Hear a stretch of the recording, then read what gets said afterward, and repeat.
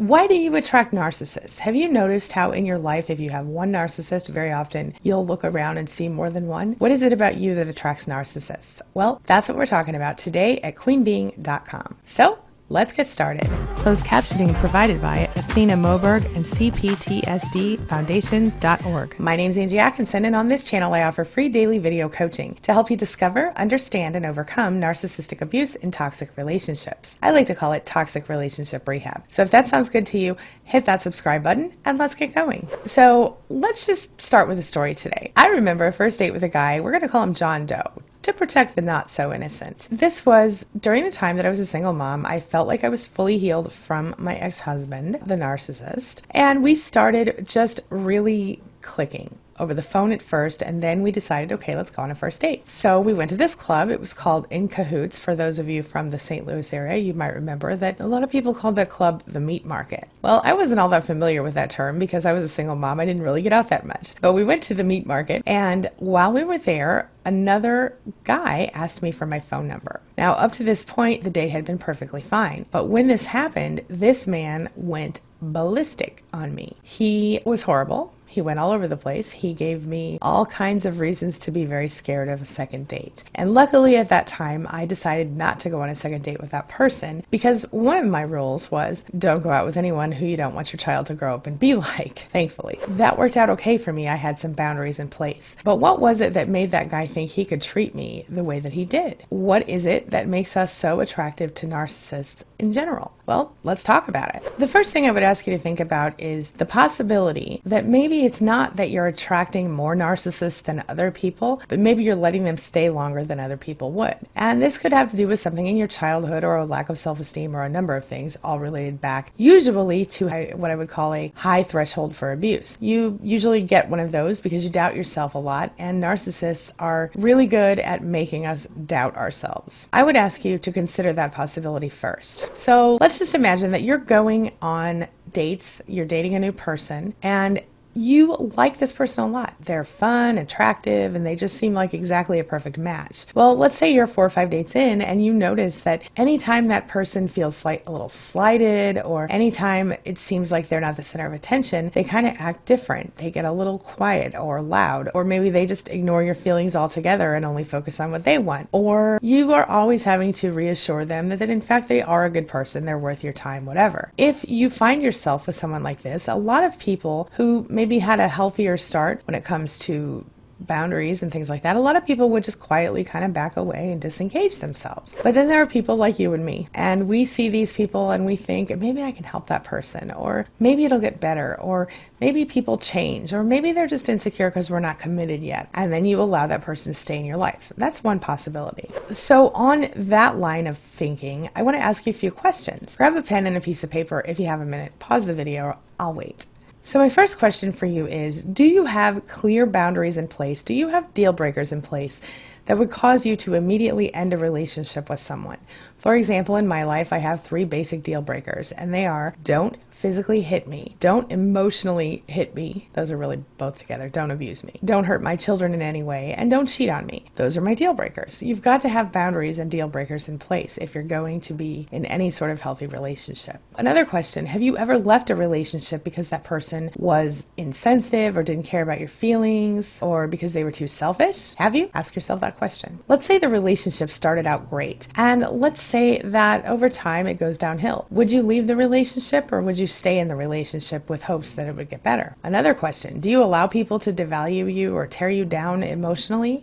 Do you allow people to make you feel bad about yourself? Have you ever found yourself making excuses for someone else's bad behavior? So if they were rude to you, do you just go, well, they had a hard day? Or do you tolerate any sort of verbal abuse at all? making excuses for their behavior in the process. Any sort of abuse. If someone abuses you or crosses your boundaries or your deal breakers, do you leave immediately or do you stick around and try to fix it? These are important questions to ask yourself, and here's why. If you value yourself, you will behave in ways that will show the world and any narcissist or potential connection that you will not tolerate certain things. So if you go into the world with an open mind and an open heart, but with those deal breakers in place, with those boundaries in place, it's very possible possible that you can end up finding a decent person. My point is, you got to raise your standards. You can't tolerate things like abuse. You can't tolerate even some of the smaller things, like someone who's just a little selfish. A little selfish is one thing. Excessively selfish with a lack of empathy is a toxic person. And you can't let toxic people be part of your inner circle. But in general, there are certain types of people who tend to attract narcissists. And it's probably not who you think. I've talked about this before, but I'm just going to lay it out for you really quickly. There are 4 different types we're going to talk about today. Number 1 is a star. What do I mean by that? Well, a star is someone who really impresses you. They're someone who, in general, tend to impress people they meet.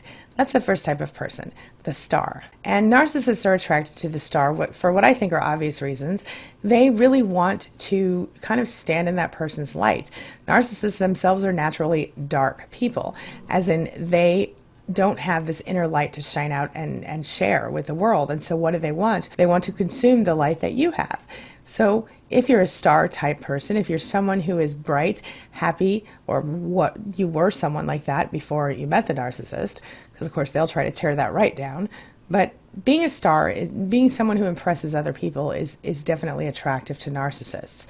They love to be more awesome by association. The second type of person is someone I'm going to call the nurturer. This is someone who is always doing their very best to make everyone around them feel amazing. They might help the narcissist feel better about him or herself by constantly issuing compliments to them, constantly telling them how great they are, kind of picking them up whenever they're sad. This is the type of person who's going to react quickly and swiftly to any extreme emotion expressed by a narcissist, and they're going to do their very best to hold them up so they don't fall into their own pit of self-hate, self-loathing. It's really important to recognize this because by nature, most empaths are this way. Most empaths are always going to do their very best to try to hold up everyone else's self-esteem. And this is why narcissists are very attracted to this nurturer type. The next type we're going to talk about is kind of like the star, but it's not so much about necessarily the people being impressed by this person's accomplishments or abilities. In this case, we're talking about the beautiful people. Someone who everyone around them might feel jealous of them for getting. A very attractive woman, a very attractive man, someone who the narcissist can get their hooks into and feel an ownership of, and also someone very physically attractive, common. And I find it interesting how often I look at our Spanily members, the people in our support groups, people here on YouTube, and I see how beautiful everyone is. Now, we don't always realize it, but it's true.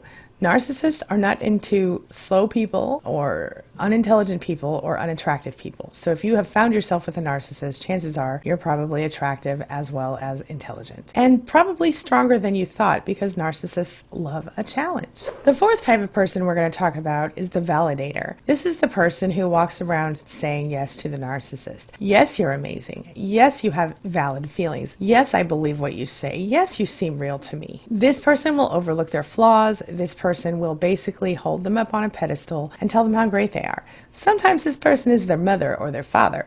Sometimes this person is a boss or a friend, and sometimes it's a spouse or a partner. We've talked before about the unicorn, the type of unicorn that narcissists want. It's a person who is perfect in every way. And as soon as that narcissist gets their hooks into someone and recognizes that that person is in fact only human, the idealization phase ends, and boom, they find themselves being devalued and discarded in sometimes cycles, and sometimes the permanent discard comes, but usually there's some hoovering involved. The point is that they have the issue with object constancy, which we've talked about before, where they can't feel like they love someone and can be angry at someone at the same time. And that causes their empathy levels to drop beyond human, to the point that they will say or do anything to hurt that other person while they're angry at them. And then once they love them again, when the person redeems themselves, they can't even recall how it felt to not love that person because they were angry. This is a narcissist issue, a common one. This, of course, leads to terrible relationships, and this is why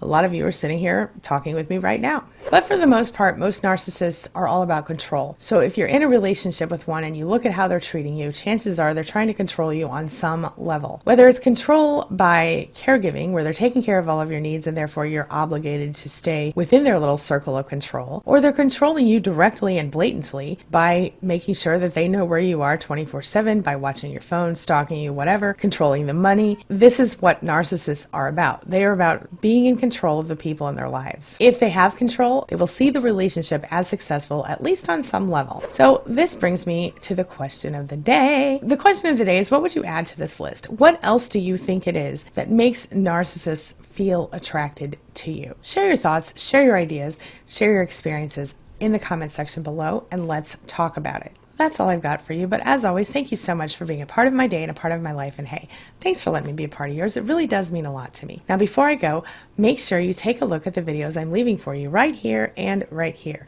And while you're here, hit the subscribe button right there so we can stay connected and continue on this healing journey together. I'll see you soon.